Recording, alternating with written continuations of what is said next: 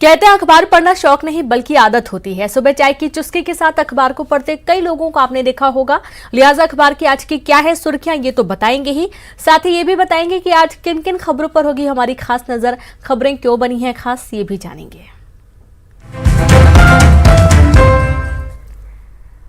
तो चलिए सीधे रुक करते हैं रायपुर का, जहां से संवाददाता देवव्रत लाइव जुड़ गए हैं। देवव्रत, बहुत स्वागत है आपका। तो बताएंगे क्या वो आज खबरें हैं जो कि अखबारों की सुर्खियां बनी हुई हैं।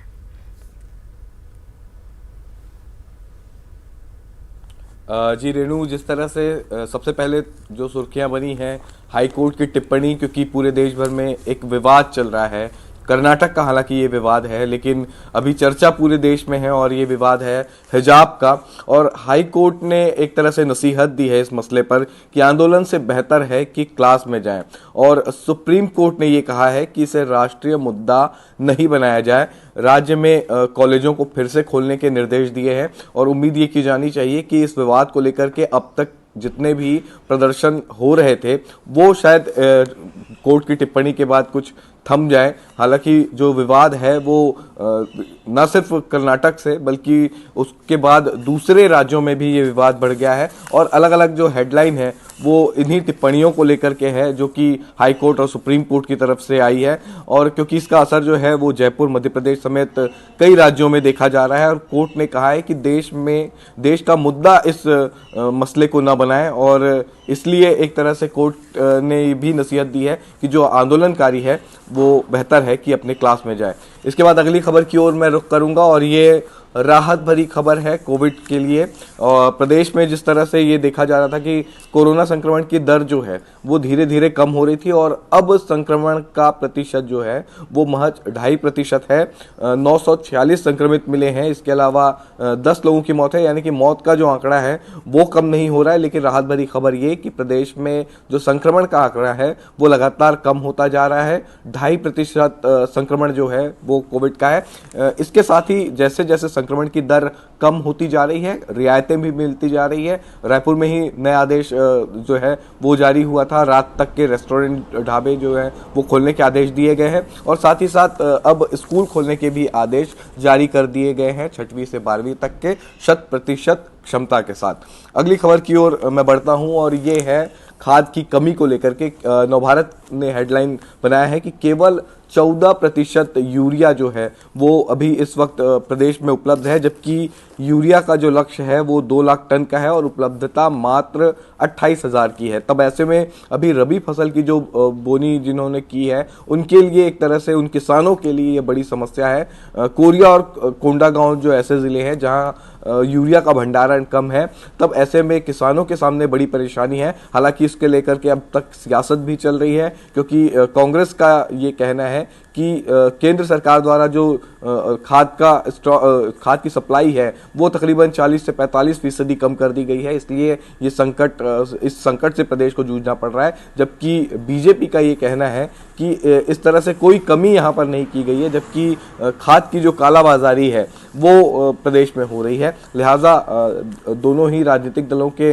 अपनी अपनी दलील है, लेकिन इसके बावजूद जो परेशानी है सबसे ज़्यादा वो इस वक्त किसानों को हो रही है खाद की कमी की वजह से। और जैसा कि मैंने बताया कि खबर भी यही है कि यूरिया का स्टॉक मात्र 14% ही बचा हुआ है। अगली खबर जो है वो रजिस्ट्री से जुड़ी हुई है, क्योंकि सरकार ने रजिस्ट्री शुल्क में छूट जो थी वो 30% से बढ़ाकर 40% कर दी है। लेकिन अब तक ये सिस्टम और सॉफ्टवेयर में अपडेट नहीं हुआ है। लिहाजा जो भी रजिस्ट्री के लिए दफ्तर पहुंच रहे हैं उनको यहाँ पर काफ़ी दिक्कतों का सामना करना पड़ रहा है और इस वजह से टोकन लेकर के भी लोग परेशान हो रहे हैं। पूरी तरह से रजिस्ट्री अभी ठप चल रही है, क्योंकि जिस तरह से राज्य सरकार का फैसला लिया गया है उसके बाद सॉफ्टवेयर में अपडेट करने पर लेट लतीफ़ी के चलते इस तरह की दिक्कतें आ रही हैं और उम्मीद की जानी चाहिए कि ये दिक्कत जो है वो जल्द ही दूर हो जाए। अब अगली जो खबर है वो है मूल्यांकन से जुड़ी हुई, क्योंकि इस वक्त प्रदेश में यूनिवर्सिटी के जी बिल्कुल, शुक्रिया आपका देवव्रत जानकारी के लिए। तो इस तरीके से ये तमाम खबरें हैं जो कि आज अखबारों की सुर्खियां बनी हुई हैं। इनमें से कुछ प्रमुख खबरें ऐसी भी होंगी जिन पर लगातार आपको अपडेट भी मिलता रहेगा। बात करेंगे रायपुर से बड़ी खबर की, जहां रायपुर में स्कूल खोलने के आदेश कलेक्टर ने जारी कर दिए हैं। 6वीं से लेकर 12वीं तक के स्कूल खोले जाएंगे और पूरी क्षमता के साथ ये स्कूल खोलेंगे, यानी कि जितने बच्चे कक्षा में पढ़ रहे हैं सभी बच्चों का स्कूल पहुंचना होगा। और जैसा कि पहले कहा जा रहा था कि 50% क्षमता के साथ होगा, लेकिन अब ऐसा नहीं है। 100% क्षमता के साथ स्कूल खुल रहे हैं। आंगनबाड़ी में भी बच्चे जाएंगे, कोरोना गाइडलाइन के साथ स्कूल खुलेंगे, यानी कि जो स्कूल है वहां पर व्यवस्थाएं तमाम की जाएंगी। कोविड गाइडलाइंस को फॉलो किया जाएगा, मास्क अनिवार्य रहेगा, हाथ को सैनिटाइज करना अनिवार्य रहेगा, साफ सफाई खासतौर पर बनाए रखना जरूरी होगा। तो इस तरीके से कक्षा 6वीं से लेकर 12वीं तक के स्कूल अब खुलेंगे और सभी बच्चे स्कूल जा सकेंगे। संवाददाता देवव्रत भगत जुड़ गए। देवव्रत, अब देखा जा रहा है कि पूरी क्षमता के साथ यानी कि 100% बच्चे स्कूल पहुंच पाएंगे।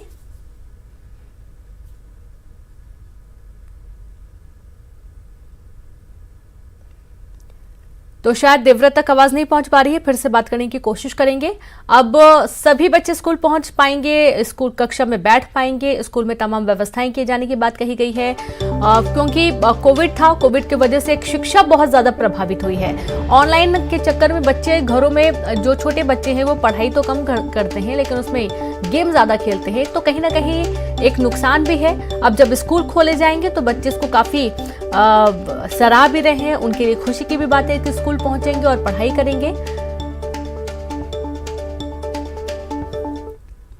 खबर मुंगेली से है, जहां पर कोरोना को लेकर लगाए गए सभी प्रतिबंध हटाए गए हैं। जुलूस, सामाजिक और राजनीतिक सांस्कृतिक कार्यक्रम होंगे, धार्मिक कार्यक्रम शुरू होंगे, खेलकूद से भी प्रतिबंध हटा दिया गया है और साथ ही आयोजनों के लिए अब अनुमति नहीं लेनी होगी। जी हां, कोई भी आयोजन होगा उसकी अनुमति नहीं लेनी होगी।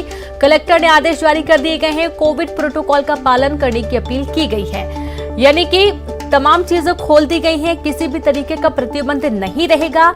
आप कोई भी आयोजन कर सकते हैं, लेकिन सबसे खास बात यह है कि आपको कोविड गाइडलाइंस को बस फॉलो करना होगा। बड़ी जगह हो, क्षमता कम हो और मास्क, सैनिटाइजर, सोशल डिस्टेंस अनिवार्य होगा। कांग्रेस का मिशन 2023 आज बिलासपुर में सदस्यता अभियान, संभागीय स्तरीय प्रशिक्षण शिविर मिशन 2023 की तैयारी तेज हो चुकी है। पीसीसी चीफ मोहन मरकाम रहेंगे मौजूद, एआईसीसी सचिव चंदन यादव भी शामिल रहेंगे। तो बड़ी खबर आपको दे रहे हैं कांग्रेस का मिशन 2023, यानी कि कांग्रेस अभी से मिशन 2023 की तैयारी में जुट गई है। आज बिलासपुर में सदस्यता अभियान शुरू होगा, जहां संभाग स्तरीय प्रशिक्षण शिविर का आयोजन किया गया। मिशन 2023 की तैयारी तेज हो चुकी है। पीसीसी चीफ मोहन मरकाम रहेंगे मौजूद, एआईसीसी सचिव चंदन यादव भी इस दौरान शामिल रहेंगे।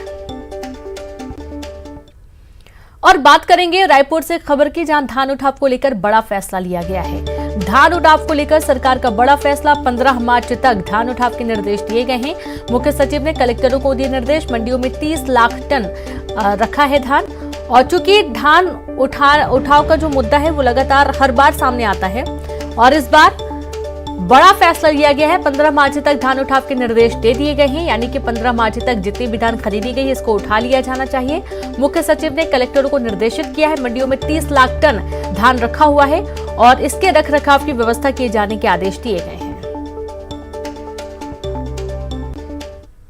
अंबिकापुर में पीसीसी अध्यक्ष मोहन मरकाम ने शराबबंदी पर बड़ा बयान दिया। पत्रकारों के सवालों का जवाब देते हुए उन्होंने कहा कि प्रदेश में 60% हिस्सा अधिसूचित है, ऐसे में यहाँ शराबबंदी करना ठीक नहीं है। आदिवासी संस्कृति में कई तरह की मान्यताएं हैं और ऐसे में शराबबंदी को लागू करना संभव नहीं होगा। वहीं 40% भाग को लेकर उनका कहना था कि सरकार निर्णय ले सकती है, माफ कीजिएगा, सरकार निर्णय ले सकती है। वहीं इस मामले पर बीजेपी ने सरकार पर निशाना साधा। नेता प्रतिपक्ष धर्मलाल कौशिक ने कहा कि महज चुनाव जीतने के लिए कांग्रेस झूठे वादे करती है। 60% भूभाग अधिसूचित क्षेत्र आता है। मैं भी आदिवासी समाज से आता हूँ। मेरी बात सुनिए, मेरा 60% भूभाग अधिसूचित क्षेत्र होता है और हमारे आदिवासियों में मरनी से लेकर नेंग से लेकर हमारे तर्पण की व्यवस्था होती है। और तर्पण चाहे महुआ का फूल का हो चाहे उसका हो सोमरस, आपने देखा हो इतिहास, वेद पुराणों से लेकर सब जगह चलता था सर, आपने सब जगह माँ है न, हाँ अभी तो चल रहा है, हम जो 60% भूभाग में चल रहा है हमारी संस्कृति में है, हम तो 60% में तो हम सरकार से कहेंगे कि इन क्षेत्रों में तो संभव नहीं है क्योंकि हमारी संस्कृति में रसा बसा है। रही बात बचा जो 40% जो क्षेत्र है 40% में सरकार के ऊपर निर्णय है, सरकार क्या निर्णय लेती है। चुनाव जीतने के बाद में फिर उन्हीं जनता और जो किए गए वादे से किस प्रकार से इनकार किया जाता है, वादा खिलाफी कैसे किया जाता है, जनता को झूठा आश्वासन कैसे करते हैं, ये कांग्रेस के चरित्र में आपको देखने को मिलेगा। और यही उनके पीसीसी अध्यक्ष का बयान है, जिससे लगता है कि शराबबंदी नहीं करेंगे तो नहीं करनी थी तो आपको ये घोषणा नहीं करनी चाहिए, और किए हैं तो जनता के सामने आपको माफ़ी मांगनी चाहिए, वादा खिलाफी के बजाय वादा निभाना चाहिए और पूर्ण शराबबंदी करनी चाहिए। बात करेंगे सूरजपुर में 90 टन कोयला जब्त किया गया। ईंट भट्टे में संदिग्ध हालत में रखा था 90 टन कोयला। संदिग्ध हालत में रखे 90 टन कोयला जब्त किया गया है। मानी गांव का मामला, खनिज विभाग कर रहा था जांच। जिला खनिज अधिकारी संदीप नायक की कार्रवाई के दौरान बड़ी मात्रा में कोयला जब्त किया गया है और 90 टन कोयला ये बताया जा रहा है। भट्टे में 90 टन कोयला रखा हुआ था। सूरजपुर से बड़ी खबर, जहां पर 90 टन कोयला जब्त किया गया है। विभाग ने कोयला जब्त किया है। केंद्र सरकार से छत्तीसगढ़ के कोटे के खाद में की गई करीब 45% की कटौती किसानों पर भारी पड़ने लगी है। सूबे में खाद संकट खड़ा हो गया और किसानों को मजबूरन बाजार का रुख करना पड़ रहा है। लेकिन समस्या यह है कि इस संकट के बीच कालाबाजारी भी जोरों पर है। छत्तीसगढ़ में रबी की फसल के लिए किसानों को खाद की कमी से दो चार होना पड़ रहा है। केंद्र ने खाद की सप्लाई में करीब 45% की कटौती कर दी है, जिससे सूबे में खाद का संकट पैदा हो गया है। किसानों को खाद नहीं मिल रहा और खाद की कालाबाजारी भी शुरू हो चुकी है। आलम यह है कि 266 रुपए में मिलने वाली यूरिया की बोरी अब 600 में मिल रही है। वहीं डीएपी भी काफी महंगा हो चुका है।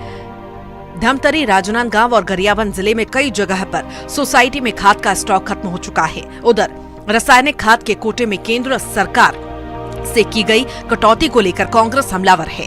कांग्रेस का कहना है कि केंद्र सरकार का रवैया किसान विरोधी है। कालाबाजारी की समस्या पर पार्टी का कहना है कि इसे लेकर कार्रवाई की जा रही है। देखिए, केंद्र की नरेंद्र मोदी जी की सरकार का जो रासायनिक खादों में कटौती किया गया है, जिसके चलते कुछ खाद की दिक्कतें हुई हैं। छत्तीसगढ़ में जितनी खाद मांगी गई थी रबी फसल के लिए उतनी खाद नहीं दी गई है और 40% और 60% का रेशो जो होता है, और जहां भी कालाबाजारी या जमाखोरी की शिकायत आ रही है, सरकार उस पर त्वरित कार्रवाई कर रही है। उधर खाद संकट को लेकर बीजेपी ने सरकार पर बड़ा आरोप लगाया। बीजेपी का दावा है कि सूबे में खाद की कमी नहीं है, खोट सरकार की नीयत में है। बीजेपी का कहना है कि कमीशन खोरी के लिए सहकारी समितियों का स्टॉक कम किया गया है और निजी व्यापारियों के गोदाम खाद से भर दिए गए हैं। देखिए, प्रदेश में खाद की कमी नहीं है, असल में सरकार की नीयत में जरूर कमी है। और केंद्र सरकार ने राज्य सरकार से जो पिछला ओपनिंग बैलेंस है उसका डाटा मांगा, वो नहीं दिया। और हमारे हिसाब से पिछले बार का जो ओपनिंग बैलेंस के हिसाब से राज्य सरकार का पर्याप्त स्टॉक है। रासायनिक खाद की कमी दूर करने के लिए गौठानों से वर्मी कंपोस्ट की सप्लाई एक कदम हो सकता है, लेकिन लगता नहीं कि इससे मौजूदा खाद संकट दूर होगा। जाहिर है, मौजूदा हालात में सियासत के बजाय दोनों सरकारों को तालमेल से काम करना होगा ताकि अन्नदाता की मुश्किलें कम हो सके।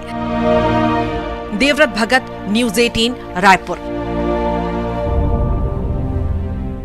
ब्रेक के बाद एक बार फिर से आप सभी का स्वागत है। पूर्व मंत्री राजेश मूणत के खिलाफ छत्तीसगढ़ीय क्रांति सेना ने आंदोलन जारी किया है। बूढ़ा तालाब के पास क्रांति सेना राजेश मूणत का पोस्टर लगाकर उनके खिलाफ नारेबाजी की। राजेश मूणत के पुलिस वालों के साथ गाली गलौज करने के आरोप में छत्तीसगढ़ीय क्रांति सेना आक्रोशित है और उसने पूर्व मंत्री के खिलाफ मोर्चा खोल दिया है। राजेश मूणत के निवास जा रहे कार्यकर्ताओं को सप्रे स्कूल के पास पुलिस ने रोक दिया। पुलिस ने प्रदर्शनकारियों को समझाइश भी दी।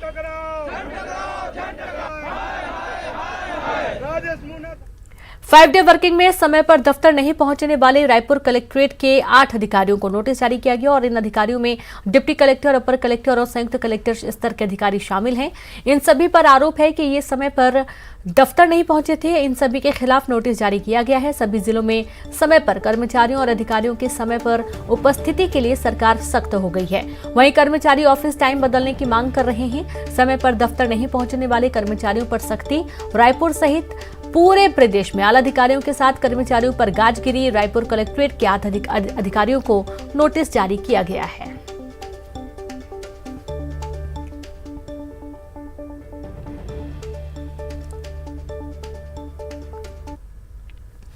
कांकेर में नंदनमारा के पास एक उल्लू के सड़क पर जख्मी पड़े होने की सूचना मिली और इस सूचना पर पुलिस तुरंत मौके पर पहुंची और जख्मी पक्षी को पशु चिकित्सालय भर्ती किया गया। आशंका जताई जा रही है कि उल्लू किसी वाहन की चपेट में आने के बाद जख्मी हुआ होगा। पुलिस ने उल्लू को वन विभाग को सौंप दिया है। पंख टूट जाने की वजह से फिलहाल उल्लू उड़ नहीं पा रहा है, लेकिन कहा यह जा रहा है कि जल्द ही वो ठीक हो जाएगा।